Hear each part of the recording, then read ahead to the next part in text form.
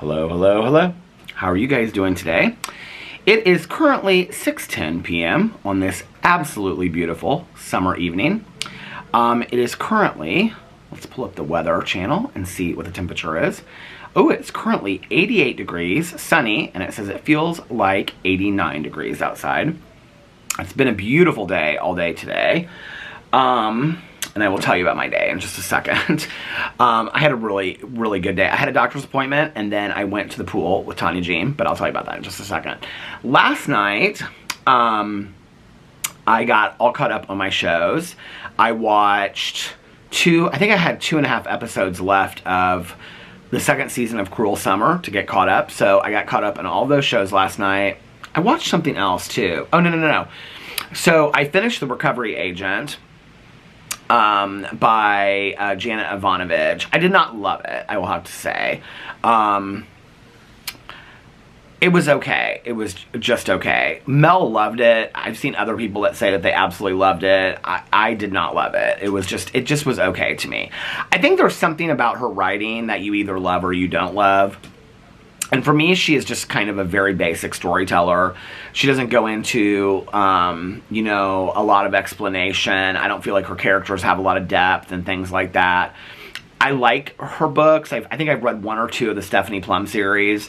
But like I said, the character development isn't like huge. And so you don't really get to know the characters really well. This was an adventure story. It was like a treasure hunt. So I enjoyed that aspect of it, but I didn't love it. And then I started... So that was what I did first, was I listened... Well, first I did my prayers and meditations and talked to Tanya Jean. And then I listened to that and finished that. And then I started listening to Drowning by T.J. Newman. I was going to go right in and listen to Low Country Boil, which is the cozy mystery that I picked for Peter's book club. But I really, really have been dying to read this book, Drowning by T.J. Newman. T.J. Newman is the flight attendant turned author who wrote Falling, that came out like a year or 2 ago, about a pilot whose family has been taken hostage, and he either has to crash the plane or his family will be killed. It's a phenomenal book. It's really, really good.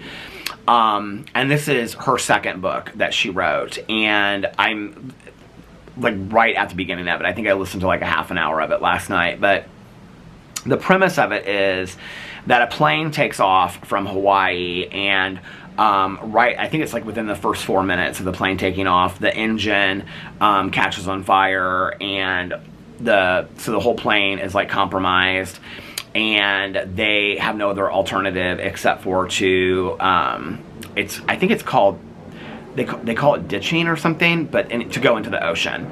And so I wanted to wait until we got home from this trip, because I didn't want to read this like while I was on a vacation by the ocean getting ready to get into a plane.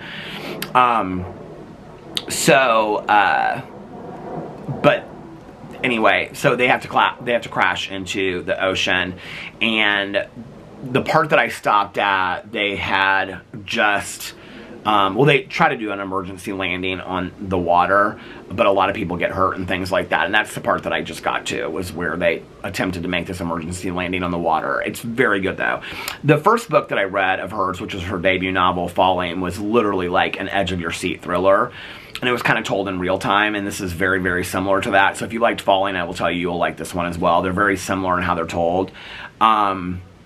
But yeah, it's like an edge-of-your-seat thriller. So I listened to a little bit of that, and then I watched the 2.5 episodes of Cruel Summer. I like Cruel Summer. I will say the first season was definitely much better than the second season. The first season's about a kidnapping. The second season is about a murder that occurs, and you don't really know. I mean, like, the complexity of the story unfolds over time.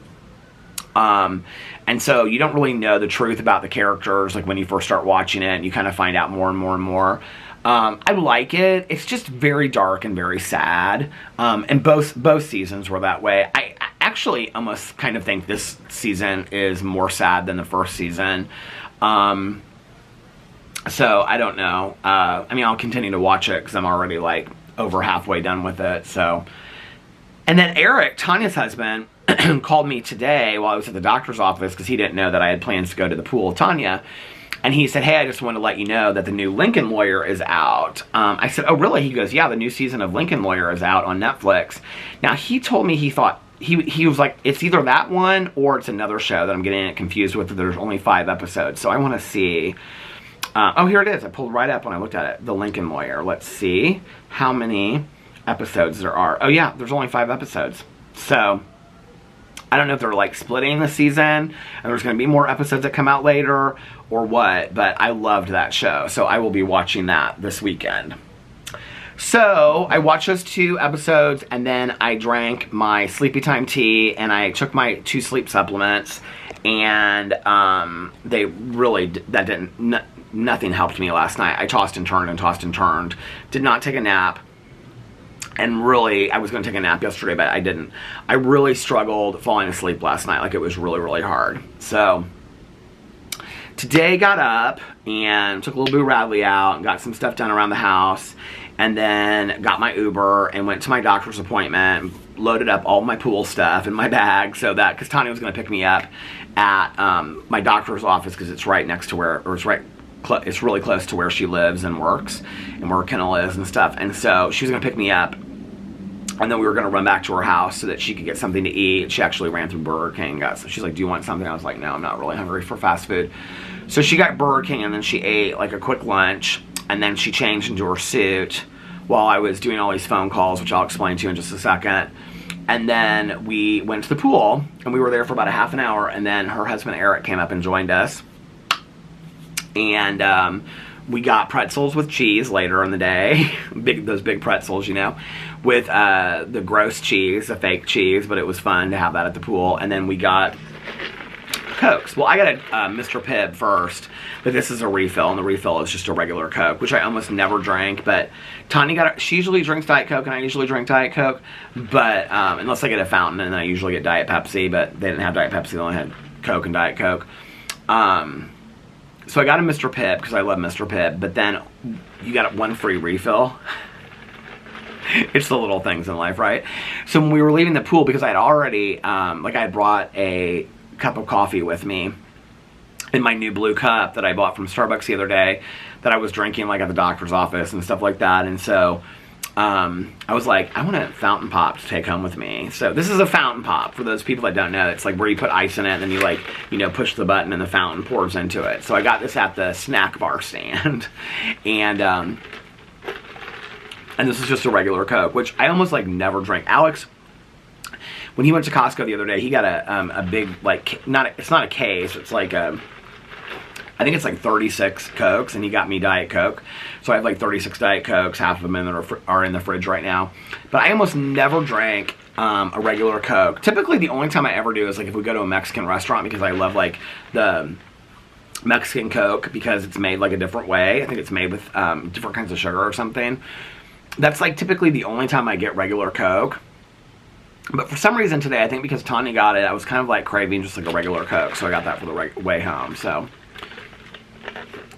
it is interesting drinking Diet Coke typically, or Diet Pepsi, because a regular Coke, I mean, it tastes very sugary and very syrupy, even more so than the Mr. Pibb. So yeah, and then we stayed at the pool until about, I don't know, like 5:15, and then Tanya brought me home, and I was telling her about this pizza place that's kind of close to us called Giordano's, which I'm sure is like a national chain. You guys probably have them in your area. And Caroline and I had driven by there the other day when we were going to Nordstrom Rack, and I said, have you ever had that Giordano's pizza? And she's like, oh yeah. She was like, Mike loves it because it's deep dish pizza, which I love deep dish pizza. And so Tanya was like, are you thinking about maybe you want to get one of those deep dish pizzas? And I was like, no. And here's the thing. The last 2 nights I've gotten piata, it's kind of like upset my stomach a little bit. I don't know why. But I'm still craving it. So I'm going to get piata again tonight. And so I'm just not really in the mood for pizza. I still am like struggling with like eating like greasy stuff, even though I had that pretzel today at the pool. I only ate like, I would say like, maybe a fourth of the pretzel. I couldn't even really eat that much of it. So, But Tanya ran in there because she was like, well, this will be a surprise for Eric because he loves deep dish pizza. So she ran in there and she got 2 of the pizzas that were deep dish. Oh, because Caroline said that they have frozen pizzas there that you can get and take home. So Tanya ran in there and she brought out 2. She's like, Eric's going to love this. And so she got him 2 frozen pizzas. And I said, did they look good? And she goes, oh, yeah, they look good. She goes, but they're expensive for frozen pizzas. So she was real excited about that. And then she brought me home. She was a little worried about getting caught in traffic at 5 o'clock on the way home, but like we didn't hit any traffic where we usually do. And I don't know if that's because it's a Friday or what. Alex last night told me that he had dinner plans for his friend's birthday tonight, and then he told me like an hour later that he didn't have dinner plans, that they were next Friday, and he got the date wrong. And for some reason, all day today, I don't know if this ever happens to you, but all day today, I thought Alex had dinner plans tonight. Like, even to the moment that I walked in the house, I was like, I wonder what time Alex is leaving and whatever. Alex got his hair cut today, and then, so he went to go look at a new Jeep. So he's thinking about getting a different Jeep.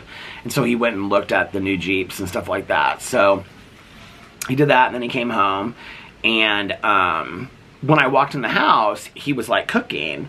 And so I walked in the kitchen and I said, what are you cooking? And he was cooking like chicken, and then he got like these beef kebab things. He was cooking in the air fryer, and had some avocado on a plate and stuff like that. He was kind of like making like a mixture of like avocado and this like chicken and beef and whatever. And I said, I thought you were going to dinner tonight. And then like as I said it, like I realized that it was next Friday. And I go, oh, it's next Friday, isn't it? And he's like, yeah.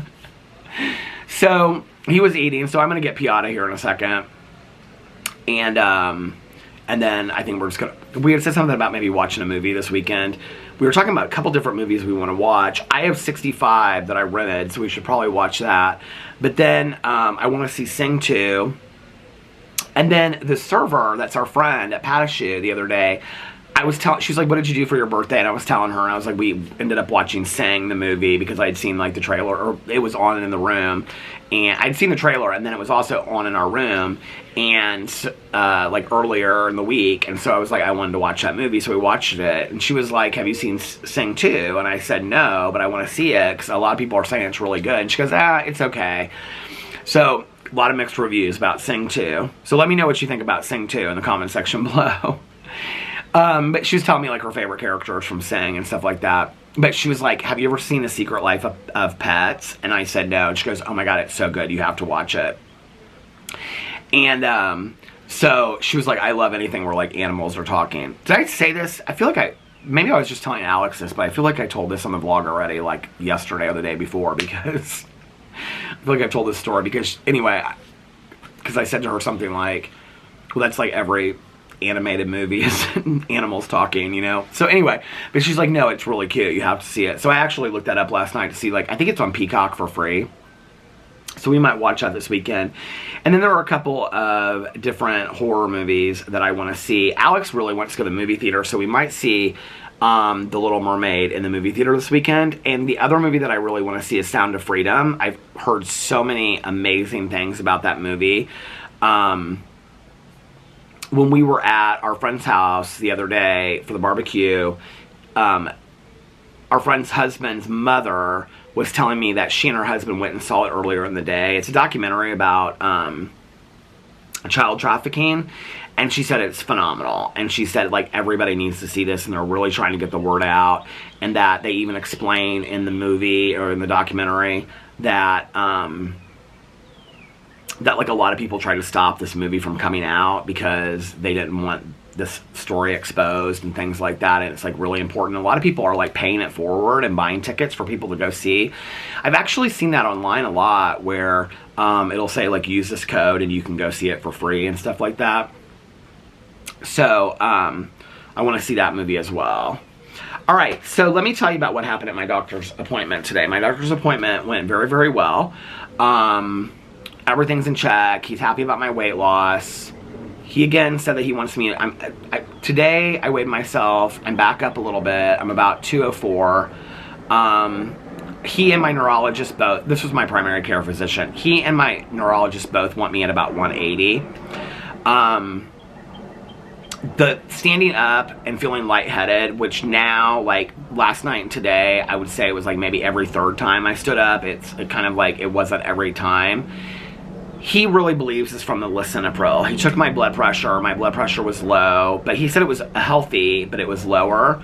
And I was telling him that on the 4th I took it and it was low too. And he said, so your blood pressure is consistently low? And I said, yeah. And he goes, we might try for a while you just stopping the lisinopril, which is my blood pressure medicine. He goes, because that is probably why you're feeling lightheaded when you stand up. It's from the lisinopril if you don't need it anymore, because you've lost a lot of weight. You know, the blood pressure might have corrected itself. He's like, you know, you obviously aren't having a high blood pressure anymore. And I said, okay. And I said, do you want me to cut my medication in half, or do you want me to just stop taking it?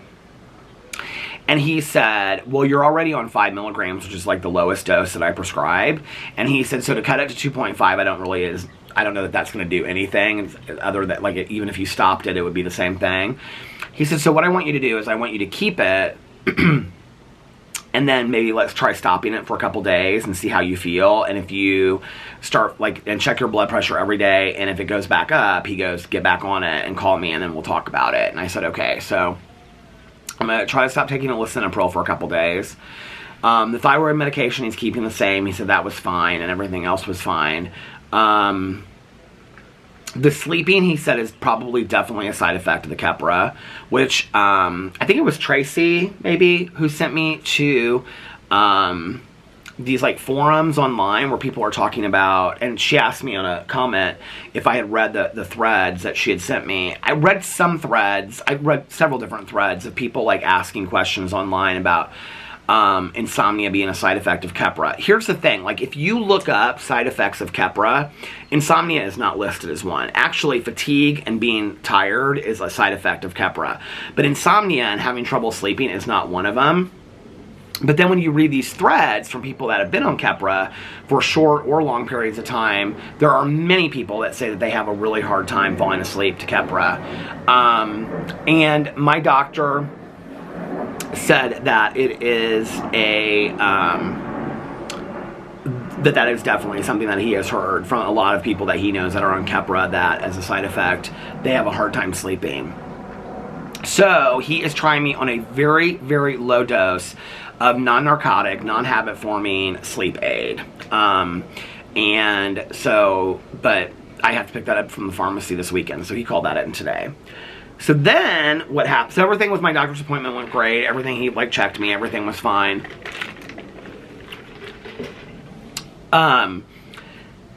He said to me, he goes, I want to talk to you about something that I noticed in your notes from the hospital when you were in the hospital with pancreatitis. And I said, okay, well, what is it? And he said, well, I don't really know how to ask you this because you're so honest about your recovery. And you're always talking to me when I come in there, like, you know, I'm always talking about, like, you know, being sober, and I'm sharing stories about things that have happened, you know, and whatever. And so he knows about that. And he goes, but I got a note from the hospital that said something about talking to me about alcohol use.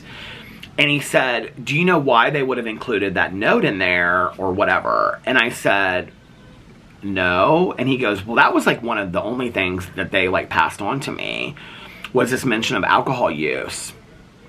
And I go, so I said, this is very concerning to me as somebody that's been sober for 28 and a half years, okay? Now, you have to also remember that I did a video and I talked about this where people challenged me and said, I got a lot of questions about this where people were like, oh, that didn't happen, or blah, blah, blah, whatever.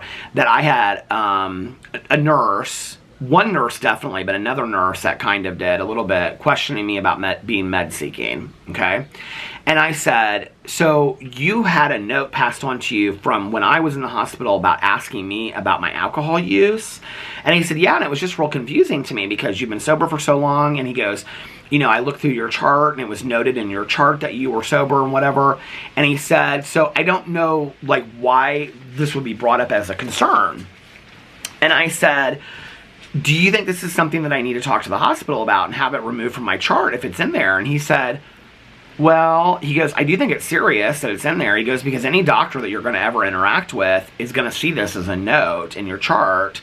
And he said, you're very honest with me, and I'm assuming all medical professionals, which I am, everyone from my doctor to my dentist to everybody that I ever see medically, the first thing I always tell them is I've been sober for such and such amount of time, right?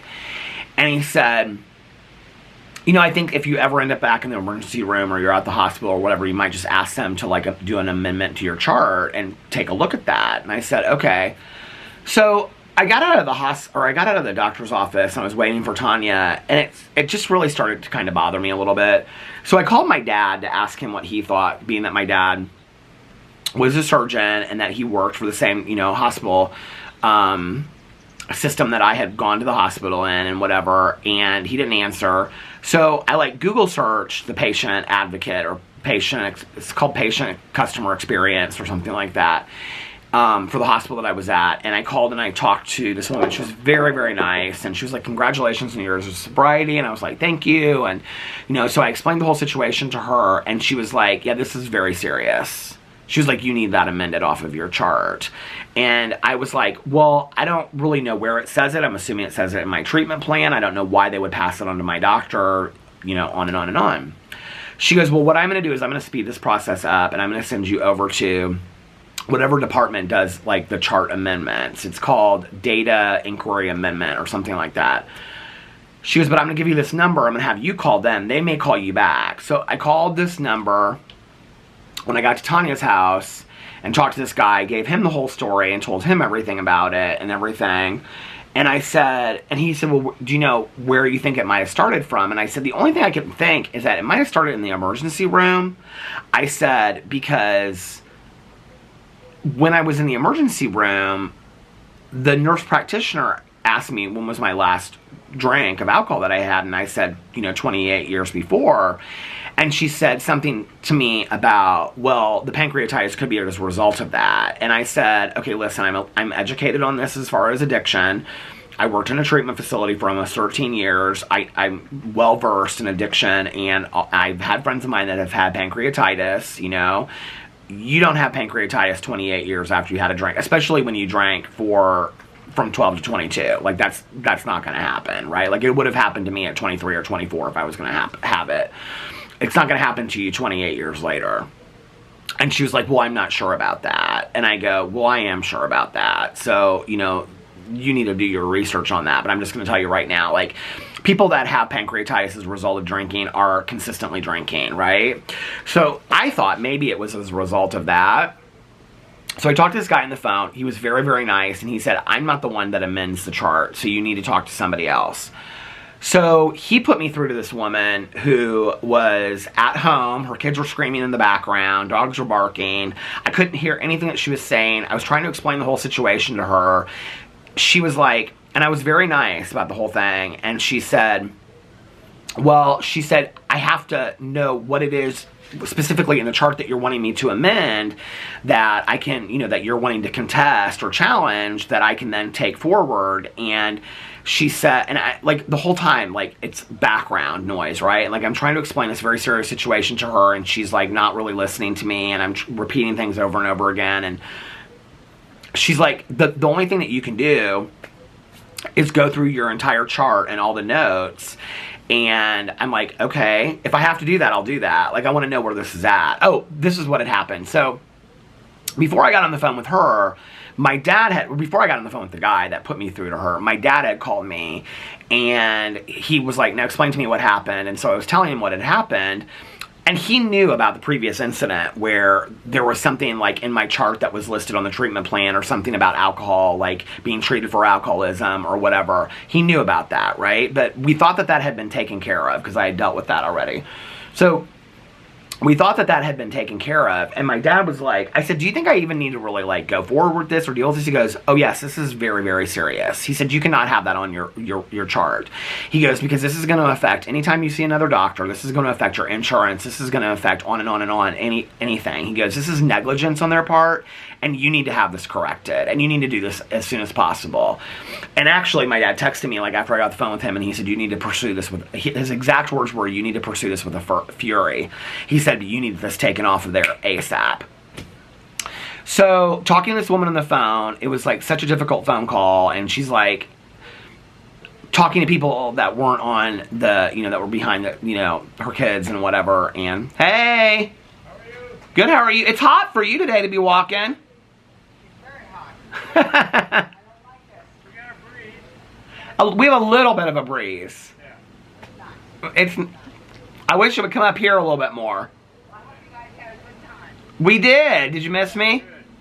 Missed seeing you. Oh, good. Miss seeing you. It's good seeing you. And then she started kind of getting like frustrated with me, right? Because I kept on saying to her, I was like, Miss, I can't hear you. And so then she would like repeat to me what she said, and then like she would get real frustrated. I could tell she was getting frustrated with it. And she said, you're just gonna need to have to look at your whole chart. I'm gonna have to send you your whole chart, and then you're gonna have to call back and let us know what parts you want amended to it, right? And then there's like a hospital system that you can like get into and you can see all your charts and stuff. I was not aware of that. And so I said, okay, and so she's like, well, I'm sending this to you now. And I said, all right. It's 4 hours later. It still hasn't been sent to me. Okay. That was when I got the phone with her. I was like, thank you so much. I really appreciate all your help. She's like, oh yeah, no problem. Now I don't have any connection to her or her number or anything like that because he just connected me directly. So I'm gonna have to go all through all these numbers again. She never sent me any stuff. So anyway, I get home and I'm like, wait, because I was like, I'm not gonna let this ruin my like pool day and whatever. I've had like 3 phone calls with these people. It's Friday afternoon. I'm gonna have to wait till Monday to deal with this, right? So, and the whole time my dad is like texting me constantly, like, you need to deal with this. And now my dad has a contact at the hospital that he used to work with in medical records that he's like, I contacted so-and-so, she wants to talk to you. And I'm like, okay. And so I have to call her on Monday to get this all taken care of. And my dad's like, if you need any help with me looking at the charts, I will look at it and whatever. I'm like, okay, no problem. So I'm looking through the charts, right? Not the ones that she sent me because she never sent them to me when she said she would. The charts that I found, like, where you can, like, see your charts through this whole system thing, right? And so I'm looking through it, and, like, each thing, it's, like, all... Okay, there's just tons and tons of information, right? And each one is, like, progress note signed by Sally Jones, progress note signed by Judy Smith, and then it's, like, nurse, tech, nurse, doctor, nurse. I mean, it's all these things, right? Treatment plan signed by this, treatment plan signed by that. And I'm like reading through each of these, okay? I read the very first one for the admission note to the emergency room. And it was very, very nice. I mean, everything that she said in there was very nice. She even said I was pleasant. Hold on a second.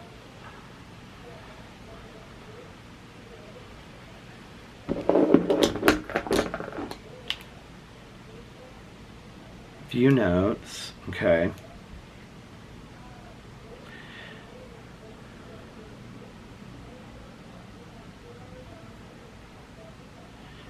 Where was it that she said that I was pleasant? It was kind of funny.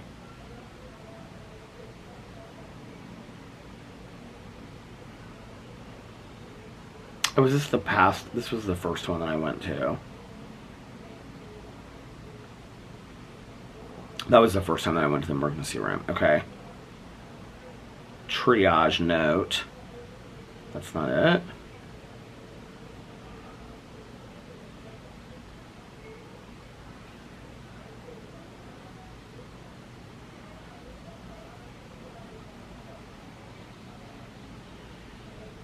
Patient, or this is a 50-year-old male who has a past history of epilepsy, presenting with chief complaint of nausea, vomiting, and abdominal pain. Where was it? Well, anyway, she said something in here about that I was very, very pleasant. But when you go through here,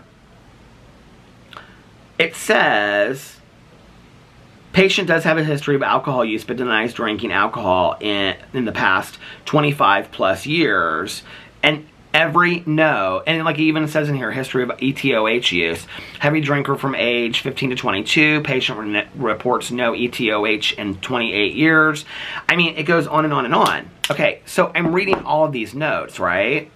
And every note says no alcohol use. Denies alcohol use. Reports being sober 28 years. Like literally every single note, right? And I'm going through each note and I'm reading them. Then it comes to this neurologist that I did not know that saw me in the hospital one time, okay, not the guy that put me on the Keppra, because that was the guy that came the second day. This one doctor that I saw one time, okay, this neurologist, comes in, and in there he puts reasons for, now you have to remember, they later found out, okay, that it stopped. You remember that they later found out that I was going to do a whole Let Peter Does Stuff video about this, but I'm just going to put it on this channel. So, because I was going to call it something like Know Your Medical History or whatever, because I think it's important, you know? Like, I would never have looked at this had my primary care physician not said something. So, you have to remember that they found out that my pancreatitis was a result of me being on Depakote, okay? Because every test came back normal. When you look through here, every test, it says normal, blah, blah, blah, blah, whatever, no significance. I mean, every test comes back completely normal of everything, okay? Like, thank God I'm, like, fully healthy other than this, right? So this one neurologist that I saw for, like, 10 minutes, okay, that came in and saw me, he includes in his notes, okay, number one, presenting with pancreatitis. Number two, it says something like reasons for pancreatitis. Number one, alcohol abuse. Number two, and then it said like history of, history and complaints of stomach issues. And that was it, okay? And I'm like, well, here it is. Well, this is like the 10th note up, okay? I mean, 10th or 11th note up, something like that, right? What's interesting about this is that this carries through every note after, okay? So every other doctor that saw me, it's listed. I mean, it's just like copy pasted, copy pasted, copy pasted, copy pasted, copy pasted. It's all through my chart, right?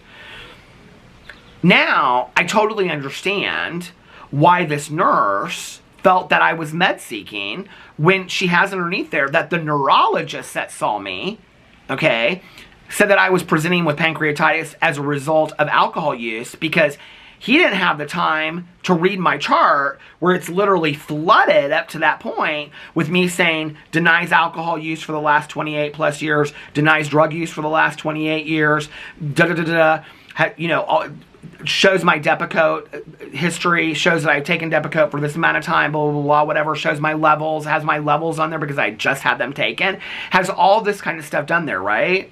It says in there consistently over and over and over and over again from like the doctor, the unit doctor that came to see me, from all the nurses, oh, there's a little bunny over there, on and on and on. It says, denies alcohol use, adamantly states has been sober for 28 plus years, is actively involved in a 12-step program. It is like flooded through my chart, okay? Until you get to the 10th or 11th point where this neurologist that saw me for 10 minutes comes in there and he puts on there that I'm presenting with pancreatitis as a result of alcohol use. Now, mind you, there's not one test on there.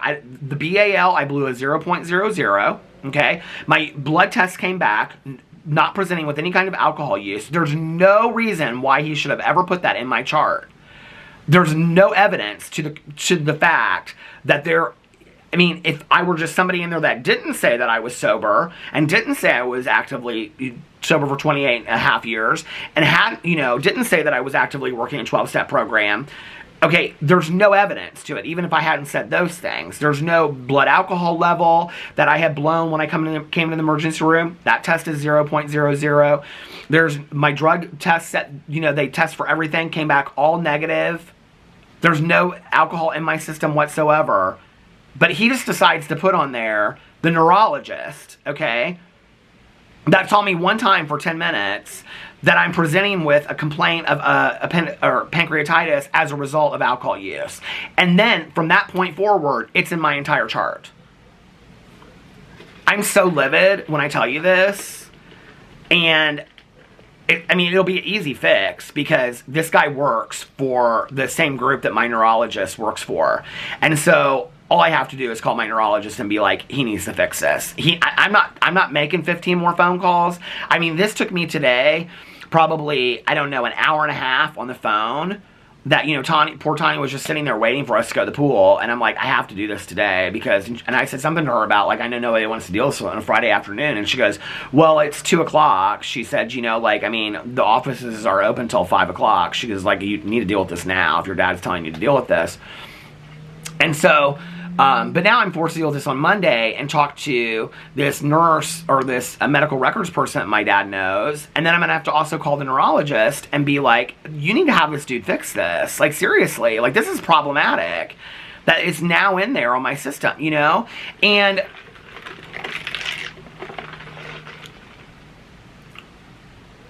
so I don't know. And then it's weird because even when the other neurologist sees me, and it says in here, in my thing,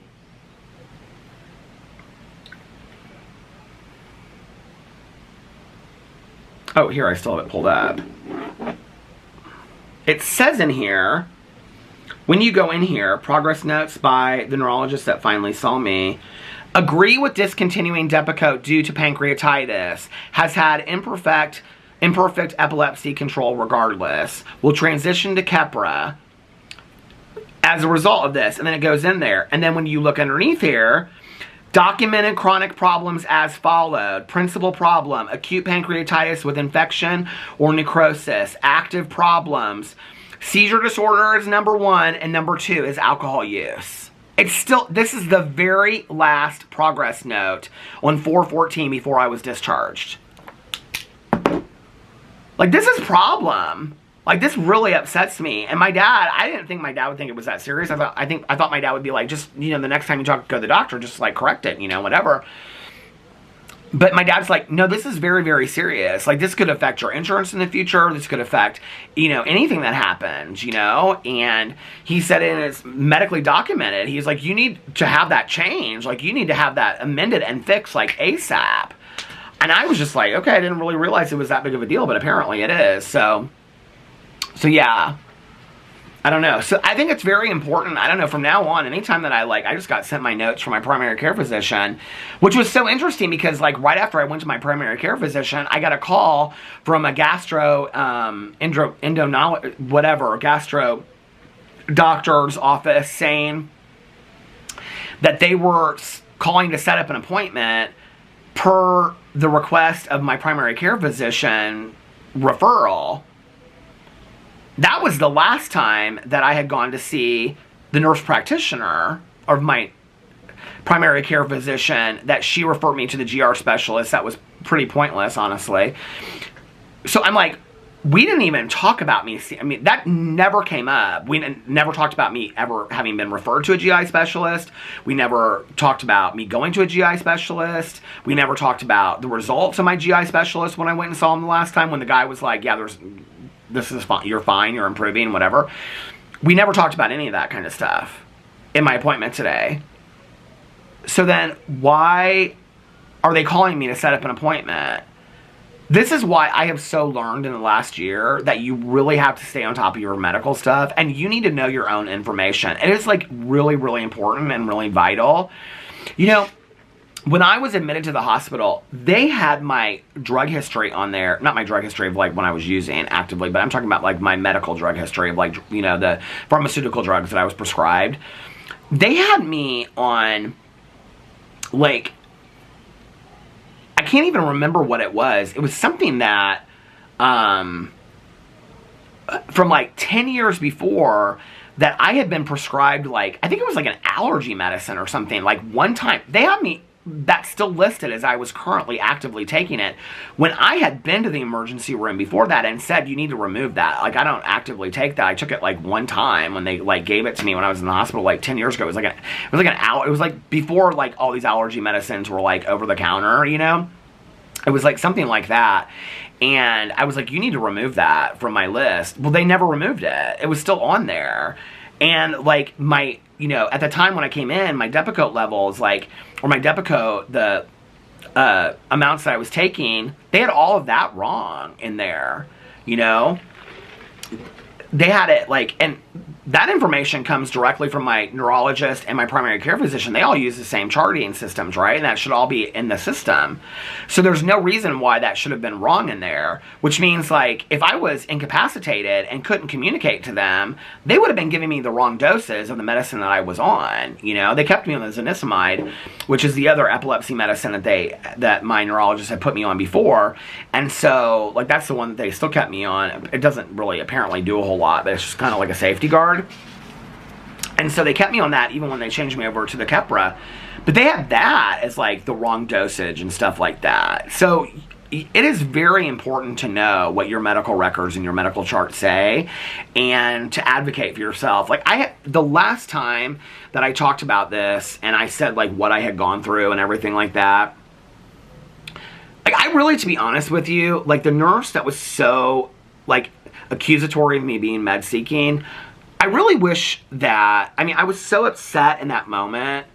I really wish that I would have said to her, can you explain to me, like, why you feel this way or, like, where you're getting this information from? Like, you know, I knew that, like, in my chart somewhere it had said something about, like, in the treatment plan, like a history of whatever.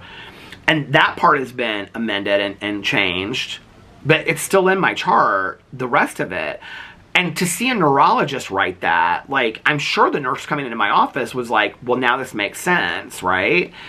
I wish I would have asked her that, and she would have said, well, your neurologist saw you, and then I would have understood, you know? Like, it would have totally made sense to me. But I didn't know that at the time. I had no clue that this was, like, written in my chart, or this neurologist that flippantly just threw this out there with no evidence to that whatsoever. And if he had even taken 2 seconds to read my chart, he would have seen, because it's literally like the first thing that you see in each of these progress notes, and I mean literally like the first sentence or two, the first thing says, or it says like 50-year-old male presenting with pancreatitis. The second thing it says is patient presents with a history of epilepsy, as well as stating that he has been sober for 28 plus years, or several places it says 25 plus years. So there's no reason why, if he had read my chart, he wouldn't know that, right? I guess the nurse as well, if she had read my chart, you know. But does it make sense to me now? Yeah, it makes sense to me now, you know, like. But this is why I think it's really important to understand your medical history and your medical chart. And I don't really look at that stuff, to be honest with you. And the sad thing is that I think, you know, I know that there's a lot of you out there that are in chronic pain. I see that, you know, the posts in the Vloggerinos group, but there's many of you that have had multiple surgeries every year, that you're in and out of the hospital, in and out of the emergency room. You know, like, I am not that well versed, you know, other than having had a dad that was a doctor. And I mean, for many years, I never ever went to the hospital, you know. So I'm not that well versed in advocating for myself. And that was what I was going to say, was like the best piece of advice that I was given when I did my video before and I talked about it, was the constant flow and the amount of comments that people said you need to advocate for your own medical health and well-being, right? And like, I didn't even, I think, really fully understand what that meant at that time, until maybe today, honestly, you know. But the thing is that when you're in that situation and you're in the hospital and you're talking to a nurse practitioner or a neurologist or a unit doctor that's coming in and seeing you for the day, right? Like, you really feel like you're putting your well-being in their hands. Like, to challenge them, like, a couple times I did, right? And to challenge them, like, that's met with obstinance and resistance. Like, they don't like that when you challenge them, you know? When you question things or when you ask too many questions, they don't like that, you know? And in all honesty, what happened was Alex finally called and said to the doctor on the phone, I want to be on the next phone call when you when you come in and talk to my husband. He needs to call me and put me on speakerphone because I have some questions. And I don't think if Alex hadn't done that, like, I think things would have been completely different. Like, I don't know that that was the moment that the doctor came in there and was willing to answer any question that I had or that Alex had. And Alex had like written down questions and was asking them, you know? And so that was when we started finally kind of understanding things, because they were like wanting to discharge me and I still had pain. And Alex is like, okay, so let me get this straight for a second. Like, you're wanting to discharge somebody that is still in chronic pain, okay? And that has told you that their fear is that they're going to get hooked on pain medication, but you want to release them on pain medication with chronic pain, that they're not showing any signs of weakening the chronic pain up, right? But like, you want to release them when they're telling you their biggest fear is that they're going to be released on pain medication on their front porch to just get hooked on pain medication, and they're not showing any signs of improvement, but you're wanting to discharge them. No, we're not doing that. And, you know, it was really my husband advocating for me, in all honesty, because, you know, I'm somebody, and I think a lot of it does have to do with the fact that my dad is a doctor, you know, that I just trust a doctor. I trust a nurse. I trust a nurse practitioner, you know, that, well, they have my best interest in mind. So I do think it's really, really important to know your medical history. I would never have checked my chart had my primary care physician not brought this up to me today, you know? So I do think it's important to know your medical history and your chart and all that kind of stuff. And because there could be something, you know, that was written in there that is completely not true, that could stop you from getting the health treatment in the future, or, you know, health insurance or health coverage, or, you know, I mean, that could be why health insurance doesn't cover your, you know, depending on what it says on there or whatever, or maybe you were misdiagnosed. I mean, I don't know. I just think it's really, really important, you know, to fight for all of that. And, you know, it's interesting because I just watched that movie not too long ago called Take Care of Maya, and I feel like people were talking about that in the vlog, either the Vloggerinos group or the comments on my vlog, and I don't want to ruin the movie for anybody, but the mom, I don't really know how to say this any other way. The mom takes drastic measures to fight for her daughter. And in her eyes, I believe that this little bunny, you guys, is so cute. He is literally like this big. And he is chewing on this like little grass. It's underneath this bush. I wish I could turn it around and show you, but I don't know if I can. Hold on a second. I don't know if I can scan in that far. Hold on a second. Let me see.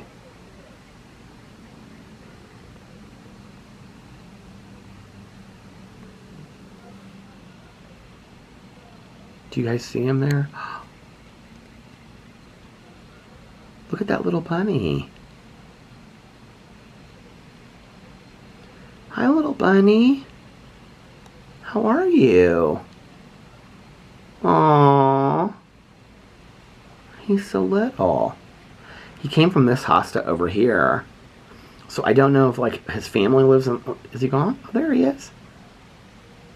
I don't know if maybe his family lives on one side and or something. I don't know. Let me pull way back. There's all kinds of little animals that live in our hostas. So I don't know, but I've rambled on long enough about this. But I'm just frustrated, and I think I have a right to be frustrated about this. And for any of you out there that have dealt with this kind of stuff in the past, or that you have chronic medical issues and whatever, like, I really feel for you. I really do, because it's just a lot. It's a lot to have to deal with, you know? Who texted me? Bonnie's husband. He just said, first 2 episodes, pretty good. I'm actually going to order my piada. I don't know what this is doing, but this box needs to go up in my face, not around there. Okay. Isn't that crazy, though? You know? Now it kind of makes me want to know about, like, all of my medical charts from all of my doctor's appointments and stuff in the past, and seeing them and things like that.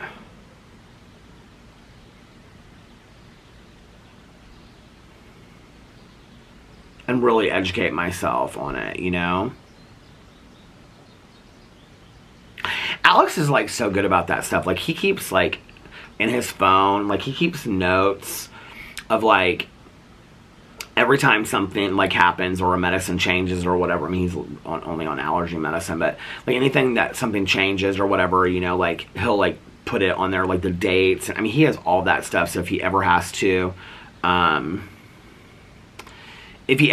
like, you know, go to the hospital, he has all the information. He has all of mine in there as well. I mean, when we were in the emergency room and they were asking me about like my medicine dosages and stuff like that, he's like, no, this is incorrect. Like, he had all of my, you know, dosages. I had actually also taken pictures of my bottles, so I knew what was right and what was wrong about my dosages because I had them all. I had pictures of them. I always typically keep pictures of my medicine and Boo Radley's medicine in my phone because sometimes I forget, like going to the vet and stuff. You know, or they'll ask you like at any like dentist office, whatever, you know, about your medicine and what dosages there are. And most of the time I can't. I mean, like that thyroid medicine, whatever it's called, levoxathrin or what, I can never pronounce it to save my life, and I sure as hell can't spell it. Levoxaroid or whatever. Come on, DoorDash, go through. There it is. Piata Italian Street Food has confirmed your order from DoorDash. Yeah, so I'm excited about watching. I'm gonna text him back. Yay! I'm excited about watching The Lincoln Lawyer. Did anything else come out tonight? Oh, Nev Campbell's in this season too. Okay. Let's see what shows and movies are out. This Run Rabbit Run, this unsettling psychological thriller, a divorced mother becomes increasingly alarmed by her young daughter's strange behavior. Was that based on a book? Tanya just watched it the other night and she said it was really, really good. Did you guys know Titanic is number 3 on the top movies in the U.S.? And you know that's because of that thing that happened to those poor people on that thing, which I feel like is so sad. Number 9 is Bridesmaids, which I didn't even know was on Netflix. I could literally watch Bridesmaids like every single day. I love that movie. I think it's so funny. Top 10 shows in the U.S. today. Number 1, Lincoln Lawyer. Number 2, Tom Segula, Sledgehammer. Number 3, The Witcher. Number 4, Suits. Number 5, what is this called? Is It Cake? Is It Cake 2? Is that what it's called? Yeah. Number 6, Muscles Mayhem. Number 7, Black Mirror. Number 8, Catching Killers. Somebody asked me if I watched that. No, I haven't started watching that yet. Number 9, Our Planet. And number 10, The Surrogacy. I thought about starting to watch this show, The Surrogacy. But then I also kind of want to watch new releases. I kind of want to watch The Servant on Apple TV. The Lincoln Lawyer, Hack My Home, Skinwalker Ranch. That show is horrible. What is Alone? It's a new release. Watch season 9 out now. There she is. Hey, give me just 1 second, okay? I'm going to get off here so I can talk to my neighbor for a little bit. Alex told me you were asking about me. I know. I was at the pool all day today. Hey. Good. How are you doing? Okay, so I'm going to get off here now so I can talk to my neighbor while I'm waiting for my Piata. And I hope that you guys are having a magically amazing Friday and a fantastic beginning to your weekend. And if nobody else has told you this today, I love you. And remember these 3 very important things. 1, you can start your day over whenever you want. 2, practice random acts. You can start your week or your weekend over if you need to. So just remember that. And 2, practice random acts of kindness, but don't tell anyone. And 3, most importantly, make sure that you reach out to somebody and let them know how much they mean to you. Like I always say, you might be putting a smile on their face. You might be cheering them up. You might be making them happy. And you might just be making their day. You don't know. And also, look at my hand like I have notes written on it. I don't. And also, be kinder to one another. Love one another a little bit more. And most importantly, be kinder and love yourselves a little bit more. Because why? It all starts with you. And I love you guys so much. And I will see you tomorrow. Bye. Love you. Oh, and for those that need to hear it, and those that want to hear it, and those that just happen to stick around. Those that want to hear it, those that need to hear it, and those that just happen to stick around. One more, I love you. I love you guys so much, and I'll see you tomorrow. Bye. Love you. Happy birthday, Lena.